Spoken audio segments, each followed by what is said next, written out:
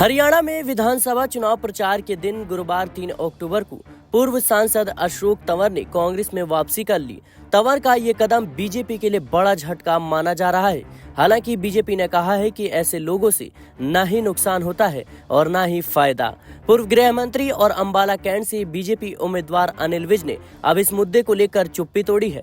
उन्होंने कहा, ये यानी अशोक तंवर प्रवासी पक्षी है, इस डाल से उस डाल फुदकते रहते हैं, इनका कोई अपना घर नहीं होता है, ये इसी प्रवृत्ति के लोग होते हैं, क्यों गए वो बता नहीं सकते। उन्होंने अशोक तंवर के कांग्रेस में जाने से बीजेपी को होने वाले संभावित नुकसान पर कहा, ऐसे लोगों को जानती है जनता, दल बदलू से हरियाणा की जनता बदला लेगी, हरियाणा की जनता राजनीति से बाहर फेंक देगी। बीजेपी में कौन लाया, क्यों लाया मुझे नहीं पता, हमने हमेशा सम्मान किया, लेकिन उन्होंने असलियत दिखा दी, बीजेपी का बोझ कम हुआ।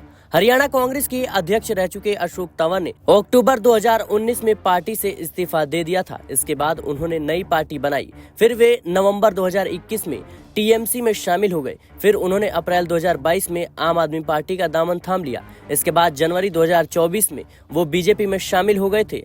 अब उन्होंने फिर राहुल गांधी की मौजूदगी में कांग्रेस में वापसी की है। अशोक तंवर हरियाणा के बड़े दलित नेताओं में गिने जाते हैं। अशोक तंवर की कांग्रेस में वापसी भारतीय जनता पार्टी के लिए बड़ा झटका माना जा रहा है, क्योंकि अशोक तंवर ने ऐसे समय पर पलटी मारी है कि जब हरियाणा चुनाव प्रचार का दिन खत्म हुआ और हरियाणा विधानसभा चुनाव बेहद नजदीक है, और ऐसे में अशोक तंवर की बगावत भारतीय जनता पार्टी के लिए बड़ा झटका माना जा रहा है। भारतीय जनता पार्टी को दलित वोट बैंक में नुकसान उठाना पड़ सकता है। हालांकि अशोक तंवर के जाने से कितना नुकसान होगा, ये तो आने वाले आगामी विधानसभा चुनाव में हम देख पाएंगे। फिलहाल के लिए इस रिपोर्ट में इतना ही। देश और दुनिया की तमाम खबरों के लिए बने रहें नेक्स्ट 9 पॉलिटिकल बाइट के साथ।